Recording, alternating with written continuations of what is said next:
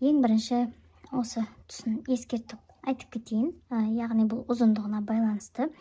Жаңа мен проймаға дейін сіздерге қатар санын жазып кеткен болатынмын, бірақ сол қатар санына қатты сеніп қалмаңыздар, және осындай сантиметр лентамен осы жаңағы тоқып алған проймаға дейінгі ұзындықты өлшеп алыңыздар.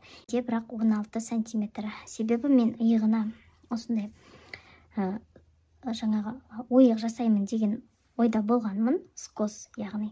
Бірақ бұл кішкентай балаларға қатты қажет емес екен, ондай скос жасау. Сол себепті мен сол тұсына 3 сантиметр алып қалған болатынмын. Сіздерге қазір жаңағы кестелеуді түзетіп, қанша қатар тоқу керек екенін қайтадан жазып кетемін. Яғни осы ұзындығын тағы да бірнеше қатар тоқып аласыздар. Қазіргі салатын кестеге қарап, соны салыстырып алыңыздар, қатар саны дұрыс болды ба. Себебі сіздерде кішкене 3 сантиметрге кем болып қалуы мүмкін ұзындығы, сол тұсын мұқият ескеріңіз.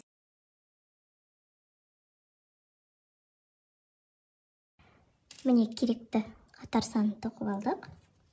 Міне маркерге келдік. Енді қазір алдыңғы және артқы бөліктеріне бөлетін боламыз. Міне дәл осы маркерге дейін тоқып алдық. Жібіміз міне арғы бетінде тұр. Міне енді 2-ге бөлеміз. Менде 114 ілмек, 2-ге бөлсем 57 ілмектен болады. Яғни алдыңғы бөлігіне, артқы бөлігіне 57 ілмектен келеді. Енді біз қазір бергі беті бізде алдыңғы бөлігі болып табылады. Бірінші сол алдыңғы бөлігін тоқитын боламыз. Ол үшін біз қазір артқы бөлігіндегі ілмектерді қосымша инебізге өткізіп қоямыз. Бізде 3,5 мм инебіз бар. Соны аламыз да 57 ілмекті өткізіп аламыз. Міне осы тұста қараңыздар, маркер тұр. Маркерді алып тастаймыздар. Міне, мына жіпке қараңыздар. Осы ілмектен бастап қазір 57 ілмекті қосымша инебізге өткізіп аламыз. Қарапайым әдіспен 57 ілмекті өткізіп қоямыз.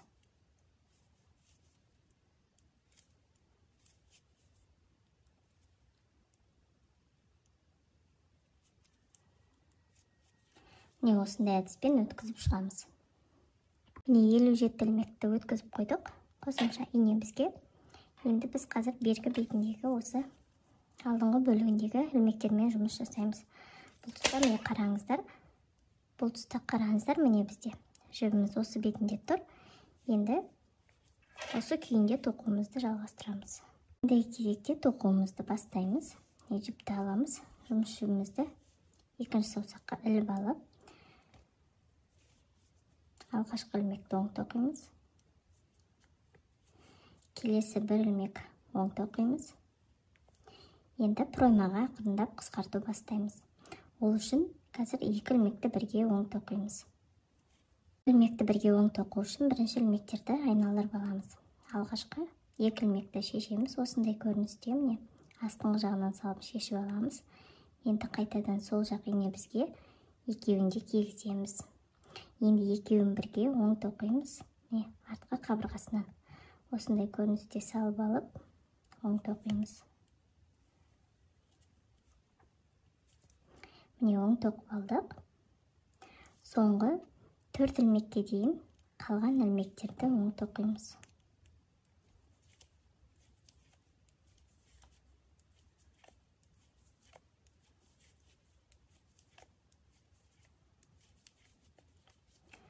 Мына тұста соңғы 4 ілмекке дейін оң тоқып аламыз. Міне соңғы 4 ілмекке де келдік. Енді алғашқы 2 ілмекті қазір оң тоқимыз. Бұл тұста ілмектерді ауыстырмаймыз, тек 2 ілмекке бірдей астыңғы жағынан саламыз.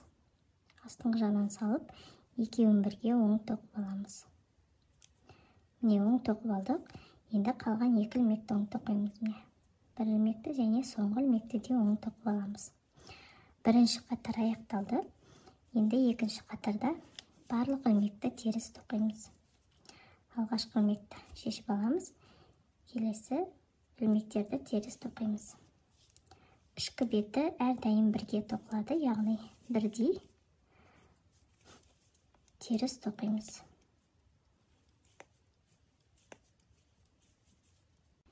Екінші қатар теріс тоқып аяқтадым. Енді қазір үшінші, төртінші қатар өрнек бойынша тоқылады. Яғни үшінші қатарда барлық ілмекті оң тоқимыз, ал төртінші қатарда барлық ілмекті теріс тоқимыз. Одан кейін бесінші қатарда жаңағы бірінші қатардағы әдісті қайталаймыз. Өз бетімізше үшінші, төртінші қатарды тоқып аламыз. Үшінші, төртінші қатарды тоқып алдым. Енді бесінші қатарда тағы да қысқарту жасаймыз. Алғашқы ілмекті шешіп аламыз. Жіпті тартамыз. Енді бір ілмекті оң тоқимыз. Енді келесі екі ілмекті бірге оң тоқимыз. Бұл жерде айналдырудың қажеті жоқ. Сондай бізге керекті бағытта жатыр.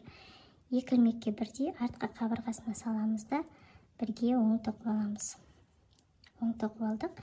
Енді келесі төрт ілмекке дейін қалған ілмектерді оң тоқимыз.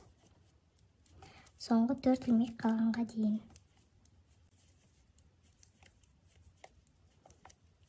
Оң тоқып аламыз. Міне соңғы төрт ілмекке де келдік. Бұл тұста екі ілмекті айналдырып алуымыз керек келесі әдіспен. Артқы жағына саламыз да ілмекті шешіп аламыз. Және екінші ілмекті де дәл солай шешіп аламыз. Енді сол жақ иінемізге кигіземіз екен. Енді алдыңғы қабырғасынан екі ілмекті бірге оң тоқимыз. Келесі екі ілмекті оң тоқып аяқтаймыз. Бесінші қатар аяқталды. Алтыншы қатарда теріс тоқимыз. Енді қазір біз қысқартуды тағы да екі рет жасаймыз. Қай қатарларда жасайтынымызды мен жазып кетемін. Бізде қазір бесінші қатарда екінші қысқартуымызды жасадық. Келесі қысқартуды мен 9-шы қатарда жасаймын. Жалпы сол қазір 6-шы, 7-шы, 8-шы қатарды өрнек бойынша тоқып шығамын. Яғни теріс, сыртқы бетінде оң тоқып, 8-ші қатарға дейін тоқып аламын. Одан кейін 9-шы қатарда осы жаңағы 5-ші қатардағы әдіспен тағы да екі шетінен қысқарту жасап аламын. Одан кейінгі қысқартуды тағы да қай қатарда жасайтынымызды жазып кетемін. Барлық өлшемге тағы да екі қысқартуды қандай қатарда жасайтынымызды жазып кетемін. Сол аралықты өрнек бойынша тоқуды ұмытпаймыз. Ішкі бетінде теріс, сыртқы бетінде оң тоқимыз. Яғни қысқарту арасында 3 қатар өрнек бойынша тоқылады.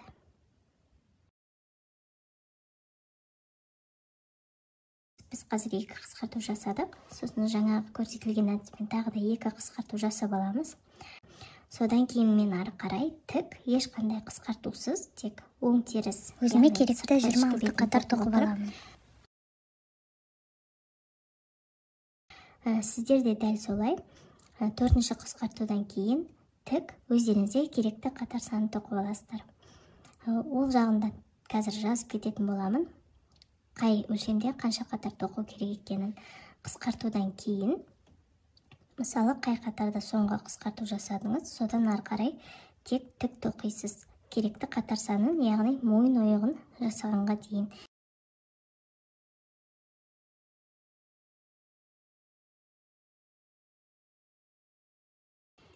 Керекті қатар санын тоқып алдым. 26 қатарға дейін қысқартқаннан кейінгі тоқып алдым. Сіздер де өздеріңізге керекті қатар санын тоқып алдыңыздар деген ойдамын. Ендігі кезекте мойын ойығы мен иығын қысқартуды бастаймыз. Ең бірінші мойын ойығын жасаймыз. Біз білеміз, екі шетінен 4 ілмектен қысқарттық бағана. Барлық өлшемге бірдей тоқылады жаңағы әдіс деп айтып кеткенмін. Сол бойынша 4 ілмектен қысқартып алдық екі шетінен. Сонда бізде 8 ілмек барлығы қысқартылды. Бізде 57 ілмек бар. 57-ден 8 ілмекті алып тастасақ 49 ілмек қалады. Ендігі кезекте осы 49 ілмектен қазір иықтарына және мойын ойықтарына қанша ілмектен жіберетіндерімізді санаймыз. Мен тоқып жатқан өлшемге мойын ойығы менде 26 см. Яғни мойынды айналдыра өлшегенде 26 см болады. Сіздерге қай өлшемде қанша сантиметр болатынын кестемен жазып кететін боламын.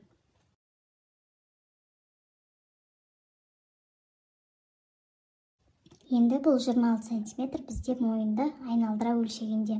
Біз оны екіге бөлеміз. Себебі алдыңғы мойын ойығы және артқы мойын ойығы бар. Сол себепті екіге бөлеміз. 26-ны екіге бөлсем, менде 13 ілмектен, яғни 13 сантиметрден болады. Енді сол 13 сантиметрден мен 2/1 ілмек санына көбейтемін, себебі 13 сантиметрде қанша ілмек бар екенін білу үшін.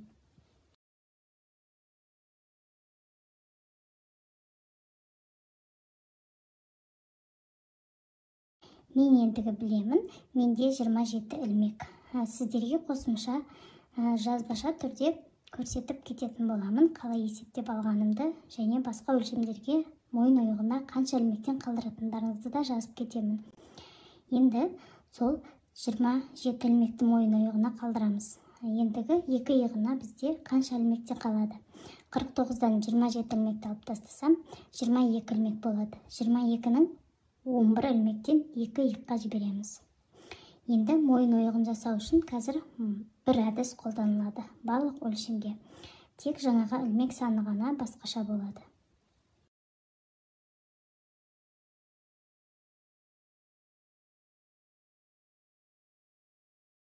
Келесі кезекте қазір есептеумен түсіндіріп кетуге тырысамын.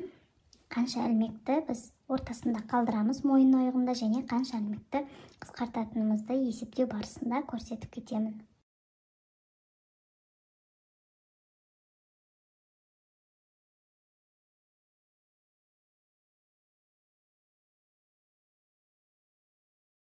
Осы желеттен түсіндіре кетейін. Жаңа есептеу барысында айтып кеткендей, ортасында белгілі ілмек санын қалдырамын қазір мен. Одан кейін 4 ілмекті осы оң жағында және 4 ілмекті сол жағында қысқарту жасаймыз. Жаңаға алып тастаған 8 ілмекті осы 2-ге бөліп 4 ілмектен 2 шетінен қысқартамыз. Есептеу барысында осыны айтып кеткен болатынмын. Бұл барлық өлшемге бірдей, тек ортасында қалдыратын ілмек саны ғана басқаша болады, ал тоқылуы бәрі осы бірдей болады. Ендігі кезекте тоқуымызды бастаймыз. Жаңа айтып кеткендей, иықтағы 11 ілмек және мойын ойығына қазір қысқартатын 4 ілмекпен жұмыс жасаймыз. Яғни барлығы қосқанда 11-ге 4-ті қоссақ 15 ілмек. Қазір бірінші 15 ілмек санап, сол тұсқа маркер іліп қоямыз. 1, 2, 3, 4, 5, 6, 7, 8, 9, 10, 11, 12, 13, 14, 15. Міне 15 ілмектен кейін мен маркерді іліп қоямын. Сіздер қарапайым жіпті байлап қойсаңыздар болады.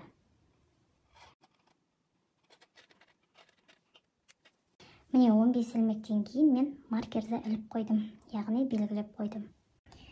Енді қазір осы маркерге дейін 4 ілмекті қалдырамыз. Яғни маркердің алдында 4 ілмекті қалдырып, сол аралыққа дейін барлық ілмекті оң тоқып аламыз. Алғашқы ілмекті шешіп аламыз. Енді келесі 4 ілмекке дейін барлығын оң тоқимыз.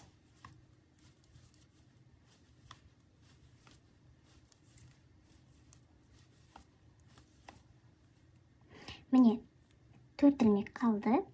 Енді қазір алғашқы қысқартуды жасаймыз. Ол үшін міне 2 ілмекті қазір айналдырып алуымыз керек, яғни жатқан бағытына ауыстырамыз.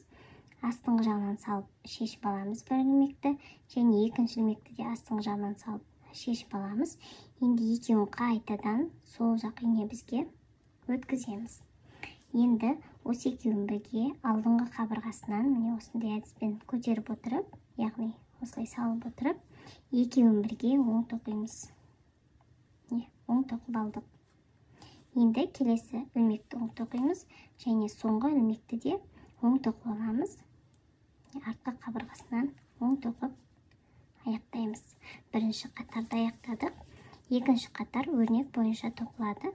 Алғашқы ілмекті шешіп аламыз, қалған ілмекті теріс тоқимыз.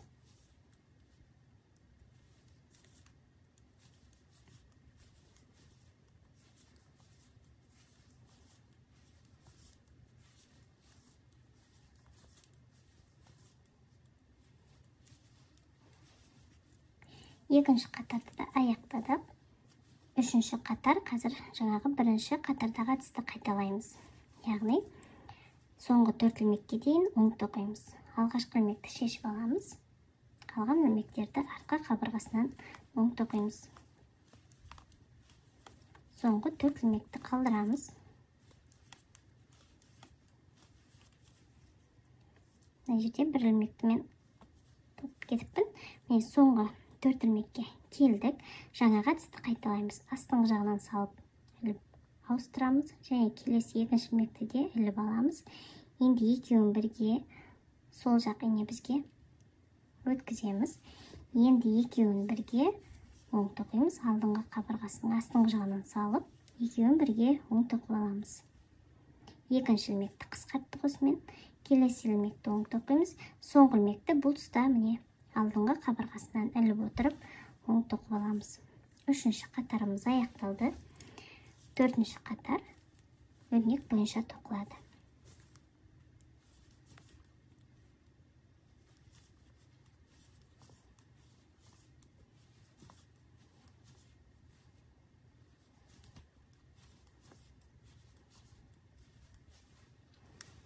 Төртінші қатар аяқталды.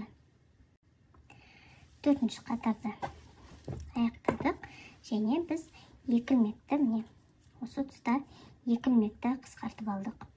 Енді қазір ары қарай тағы да екі ілмек қысқартамыз. Яғни қазір 5-ші қатарда тағы да бір ілмек және келесі 7-ші қатарда соңғы 4-ші ілмекті қысқартамыз. Яғни барлығы 4 ілмекті қысқартамын деп айтқан болатынмын. Бағанағы біз иығына қосып алған 4 ілмекті осындай әдіспен қысқартамыз. Қазір сіздер 8-ші қатарға дейін жаңағы әдісті қайталап тағы да 2 ілмек қысқартасыздар. Яғни қазір 5-ші қатарда 3-ші ілмекті қысқартасыздар. Одан кейін 6-ші қатарды өрнек бойынша, 7-ші қатарда жаңағы 4-ші ілмекті қысқартасыздар да 8-ші қатарды өрнек бойынша тоқисыздар. Еш қиындықсыз тағы да 2 ілмекті қысқартып аласыздар деген ойдамын. Жаңағы әдістерді қайталайсыздар. Міне барлығы 8 қатар тоқып, мен 4 ілмекті қысқарту жасап алдым. Сіздер де еш қиындықсыз жасап алдыңыздар деген ойдамын. Ендігі кезекте мен ары қарай тік 6 қатар тоқимын. Яғни мен барлығы иығына 14 қатар тоқитын боламын. Соны қазір еш өзгеріссіз өрнек бойынша тоқып аламын. 6 қатар тоқимын. Ал қалған өлшемдерге, мысалы сіздерге керекті өлшемге мен қанша қатар тоқылатынын кестемен тағы да жазып кетемін. Сол жерден қарап, өздеріңіз ары қарай қанша қатар тоқитындарыңызды көріп алсаңыздар болады. Яғни қазір бізде 9-ші қатар. 9-ші қатарда барлық ілмектерді оң тоқимыз. Алғашқы ілмекті шешіп аламыз. Енді соңғы ілмекке дейін барлық ілмектерімізді оң тоқимыз. Бұл бізде 9-ші қатар. Міне соңғы ілмекке келдік. Соңғы ілмекті де оң тоқып аламыз. Енді бұл тұста маркерді алып тастасақ болады. Енді келесі 10-ші қатар. Мына тұста менде жібім бітіп, мен жалғадым. Қазір уақытша осылай жалғап қойдым. Енді 10-ші қатар алғашқы ілмекті шешіп аламыз. Қалған ілмекті теріс тоқимыз. Жоғары жағынан салып отырып, теріс тоқып аламыз.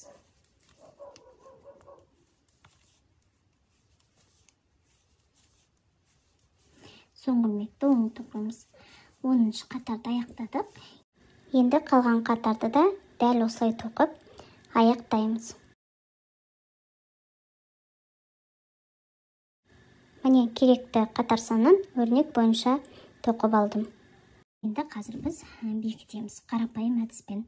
Бұл бізде уақытша бекітіледі. Кейін біз иықтарын 3 ілмектің көмегімен бекітетін боламыз. Соны алдағы уақытта көрсетемін. Алғашқы ілмекті шешіп аламын. Келесі 2-ші ілмекті оң тоқимын және осы 1-ші ілмектің ортасынан өткіземін. Келесі сол жақ ине бізді осындай әдіспен 1-ші ілмектің ортасынан саламын да, мына 2-ші ілмекті осы ілмектің ортасынан өткізіп аламын. Келесі 2-ші ілмекті де оң тоқимын және осы 1-ші ілмектің ортасынан дәл жаңағы әдіспен өткізіп аламын. Келесі ілмекті де оң тоқимын және өткіземін. Келесі ілмекті оң тоқимыз, өткіземіз.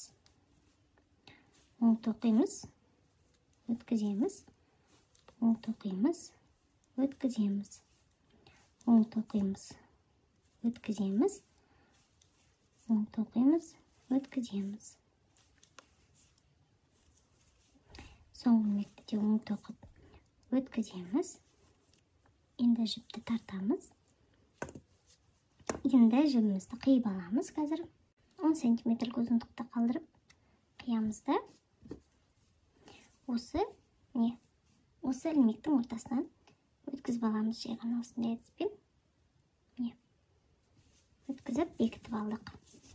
Міне осымен бір иығымызды тоқып бітірдік. Келесі екінші иықты тоқимыз.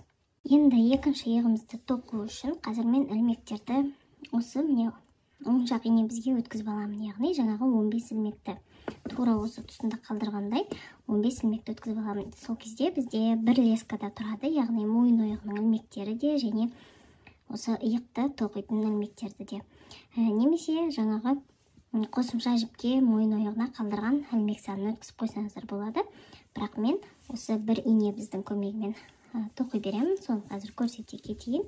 Міне осылай ішкі бетіне айналдырып аларымызда еш қиындықсыз жай ғана 15 ілмекті өткізіп аламыз. 1, 2, 3, 4, 5, 6, 7, 8, 9, 10, 11, 12, 13, 14, 15 өткізіп алдық. Енді айналдырамыз да осы тұсқа маркерімізді салып қойып тоқи береміз. Осындай әдіспен сіздерде солай өткізіп қойсаңыздар болады. Жұмыс жібімізді аламыз және осы ұзындықта қалдырамыз 10 сантиметрлік. Енді мына ұшын оң жаққа жібереміз да, ал жаңағы орамнан келіп тұрған ұшын екінші саусаққа іліп аламыз. Яғни тоқуымызға ыңғайлы жасап аламыз қазір. Жібімді ыңғайлап іліп алдым. Ұшы менде оң жағында қалды. Ал орамнан келіп тұрған ұшы сол жақ бетінде. Енді алғашқы ілмекті оң тоқимыз. Бізде маркерден кейінгі бірден алғашқы ілмек. Және келесі екінші ілмекті де оң тоқимыз. Енді үшінші, төртінші ілмекті қазір бірге оң тоқып, алғашқы бірден жаңаға бірінші ілмекті қысқартамыз. Бұл жерде екі ілмектің артқы қабырғасына өтеміз. Міне жоғары жағынан салып, міне артқы қабырғасына екі ілмекті бірдей оң тоқимыз. Міне бірінші ілмегімізді қысқарттық. Енді қалған ілмектерімізді оң тоқимыз артқы қабырғасынан. Бұл бізде бірінші қатар. Дәл жаңағылай 8 қатар бойы жаңағы 4 ілмекті қысқартып шығамыз. Соңғы ілмекті оң тоқимыз. Бірінші қатарымыз аяқталды. Екінші қатар алғашқы ілмекті шешіп аламыз және өрнек бойынша тоқылады.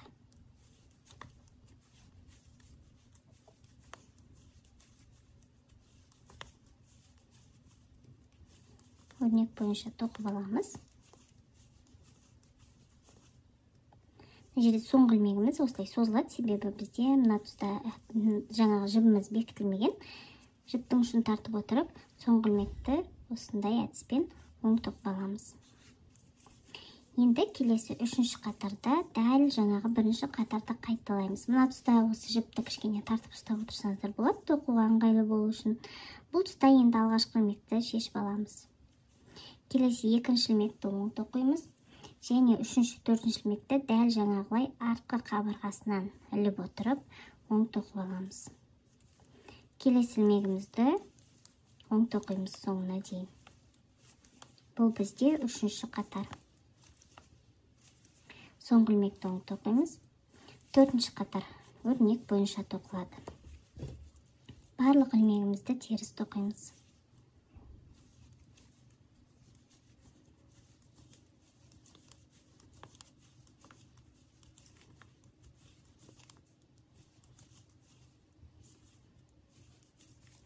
Соңғы ілмекті оң тоқимыз. Төртінші қатарымыз аяқталды. Енді ары қарай тағда қазір 8-ші қатарға дейін 2 қысқарту жасайсыздар. Дәл жаңағы осы иығындағы әдістерді қайталаймыз. Яғни қазір 5-ші қатарда 3-ші қысқарту жасалады. 6-ші қатарда узор бойынша тоқимыз, яғни өрнек бойынша. 7-ші қатарда соңғы қысқарту жасалынады. 8-ші қатарда өрнек бойынша тоқимыз. Одан кейін 14-ші қатарға дейін тік тоқып аламыз өрнек бойынша. Уақытша жаңағындай бекіту жасап қоямыз. Еш қиындықсыз өздеріңіз осы иығын соңына дейін тоқып аласыздар деген ойдамын. Міне екінші иықты да мен тоқып аяқтадым. Осымен менде алдыңғы бөлігінің 2 иығы дайын болды. Енді біз келесі арқа бөлігінде 4 мм инебізбен тоқимыз. Соны босату үшін қазір қосымша жіпке өткізіп қойсаңыздар болады осы жаңағы мойын ойығының ілмектерін. Енді арқа бөлігі дәл алдыңғы бөлігі сияқты тоқылады. Қазір түсіндіре кетемін. Мен енді артқы бөлігін міне осы жаңағы мойын ойығын жасағанға дейін тоқып алдым. Дәл жаңағы алдыңғы бөлігін қайталап отырып, міне проймасынан бастағандағы қысқарту бәрі қайталанады. Тек бұл жерде қатар саны ғана айырмашылығы. Әйтпесе, дәл алдыңғы бөлігі қайталанады. Яғни қазір сіздер жаңағы арқа бөлігінің ілмектерін 4 мм инебізге өткізіп аласыздар да, дәл алдыңғы бөлігін тоқыған тұсына қоясыздар видеоны. Сол бойынша осы проймасындағы қысқартуды қайталап тоқып аласыздар. Барлығы бірдей тоқылады, ештеңе өзгертілмейді. Жаңа айтып кеткенде тек қатар саны ғана көбірек болады. Яғни мен алдыңғы бөлігін мойын ойығына дейін 26 қатар тоқыған болсам, енді кезекте артқы мойын ойығына дейін 30 қатар тоқып аламын. Сіздерге жаңағы таблица бойынша жазып кетемін, кесте бойынша қай өлшемде қанша қатар тоқу керек екенін, соған қарап тоқи бересіздер. Түсінікті деп ойлаймын, еш қиындықсыз осы қысқартуларды жасап отырып, артқы бөлігінде тоқып аласыздар. Дәл сол тура осы алдыңғы бөлігіндегі иықтарына қысқарту жасаған әдістерді де арқа бөлігінде қайталаймыз. Тек бұл тұста бізде соңғы 4 қатар тоқылмайды. Түсінікті деп ойлаймын. Қазір жаңағы алдыңғы бөлігіндегі осы проймасына тоқыған тұсына қойып тоқып аласыздар арқа бөлігін, қысқартуларын. Одан кейін қысқартуды қосқанда мен 30 қатарға дейін тоқып аламын. Қысқартумен басталғандағы қатар, яғни бірінші қатардан бастап 30-шы қатарға дейін арқа бөлігі тоқылады. Сіздер кестеге қарап өздеріңізге керекті ұзындықты тоқисыздар. Одан кейін иықтарына қысқартуды дәл жаңағы 8-ші қатарға дейінгі тоқылған тұсты қайталайсыздар. Жаңағы алдыңғы бөлігінде 8 қатар қысқартумен тоқыған болатынбыз. Сол әдісті қайталап, ары қарай тік белгілі бір ұзындықта тоқимыз. Қанша қатар тік тоқылатынын мен сіздерге кестемен жазып кетемін, қандай өлшемде неше қатар тоқу керек екенін. Барлық қатар тоқып алғаннан кейін дәл алдыңғы бөлігіндегі сияқты бекітіп қоямыз. Түсінікті деп ойлаймын. Егер түсінбей жатсаңыздар, комментарийға жазып, немесе мені білсеңіздер, жекеме жазсаңыздар болады. Инстаграм аккаунтым Ұлпан Рахымбаева, осы жаңағы YouTube арнадағы ник, сол менде Инстаграмда да сол аккаунт. Сол бойынша маған директке жазсаңыздар болады, немесе WhatsAppқа өтіп, тікелей WhatsAppқа сұрасаңыздар да болады. Қолымнан келгенше көмектесетін боламын. Енді жаңағы тұстарды қайталап, арқа бөлігін тоқып аласыздар деген ойдамын. Арқа бөлігін тоқып аяқтадым. Екінші иығын тоқығаннан кейін мен бекіткен жоқпын. Осылай ине бізде қалдырдым. Сіздер де екінші иығының ілмектерін ине бізде қалдырыңыздар. Енді жилеттің иықтарын біріктіру үшін ішкі бетіне айналдырып аламыз. Кейін ілмек бізбен бекітеміз. Ішкі бетіне айналдырып алдық. Енді қазір бізге ілмек біздің көмегі қажет болады. Енді міне осы ине бізді аламыз. Міне бізде арқа бөлігіндегі иығында ине біз тұр. Осындай көріністе жібіміз бізде сол жақ бетінде. Енді келесі беттескен осы иығын аламыз, яғни алдыңғы бөлігінің міне беттесетін иығын алып, қазір ілмектерді шешіп аламыз. Бекітілген бойдан тарқатып аламыз, яғни алдыңғы бөлігінің иығын. Осындай әдіспен міне тұста қарайтын болсақ, жібімізді бірінші ілмектен осындай шығарып аламыз да тарқатып аламыз. Міне мұқият соңғы ілмекке дейін тарқатып алдық.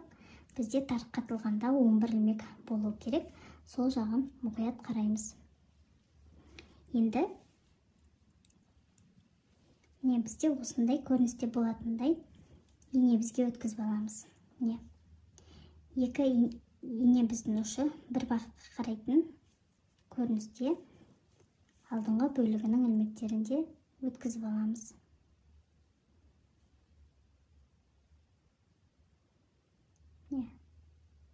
Асықпай ілмектеріміз шығып кетпесін. Осындай көріністе өткізіп аламыз. Міне барлық 11 ілмекті өткізіп алдым. Енді екеуін беттестіреміз. Міне беттестіріп алдық. Енді айналдырып аламыз. Бекітуге ыңғайлы болу үшін осындай көріністе қаратып аламыз. Яғни біз жаңағы орамнан келіп тұрған жіппен бекітеміз қазір. Міне ине біз осындай ұштарын алып келеміз ілмектерімізді. Міне осындай көріністе. Енді жұмыс жіпті сол жақ қолдың екінші саусағына ілеміз. Енді ілмек бізді бергі ине біздегі алғашқы ілмекке саламыз. Осындай әдіспен жоғарыдан төмен қарай. Және келесі екінші ине біздегі ілмекті шешіп аламыз. Бұл жерде астынан салатындай осындай көріністе шешіп аламын. Және осы бірінші ине біздегі ілмектен өткіземін. Және ине бізден сол ілмекті шешіп аламын. Келесі екінші ілмектерді бекітеміз. Бұл тұста да жоғары жағынан саламыз. Екі ілмекке бірдей. Яғни бергі ине біздегі ілмектің жоғары жағынан және келесі ине біздің ілмегінің жоғары жағынан саламыз да жіпті орап ілмек біздің көмегімен тартып шығарамыз және алғашқы ілмектен шығарамыз. Енді екі ілмекті де ине біздерден шешіп алсақ болады. Келесі екі ілмекті дәл солай жоғары жағынан саламыз. Екінші ине біздегі ілмекті жоғары жағынан салып, жіпті орап алып, екеуін бірге өткіземіз және алғашқы ілмектен өткізіп, екі ілмекті шешіп аламыз. Келесі ілмектерді де дәл солай жоғары жағынан салып,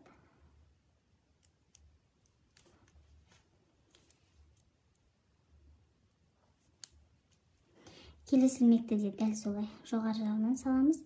Екінші ине біздегі ілмектің де жоғары жағынан салып, екеуінен бірге өткіземіз және алғашқы ілмектен өткізіп, екі ілмекті де шешіп аламыз. Міне осы әдіспен барлық ілмекті бекітіп аламыз. Соңғы екі ілмек қалғанда кездесеміз. Міне соңғы екі ілмек қалды. Бергі ілмекті тартамыз. Міне жібіміз бізде жаңағы соңғы ілмекпен аяқталып тұр. Енді соңғы ілмектің де жоғары жағынан саламыз және келесі ине біздің де жоғары жағынан салып, енді ине біздерді алып тастасақ болады. Енді жіпті орап екі ілмектен бірге шығарамыз. Одан кейін үшінші ілмектің де ортасынан шығарып, жіпті осындай көріністе тағы бір іліп алып тартамыз. Енді жіпті қиямыз. 15 см көлемде қалатындай қиып алып, жібімізді тартып шығарамыз. Осымен біз бір иығымызды бекіттік. Қазір сыртқы көрінісін көрсетейін. Міне осындай көріністе болады. Енді екінші иықты да дәл солай бекітіп шығамыз.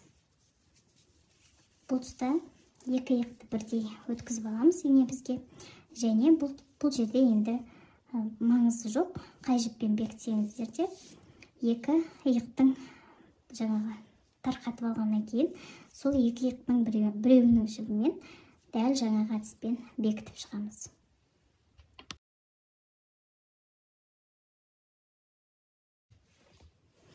Міне екі иығында бекітіп алдық. Сол кезде осындай көріністе болады.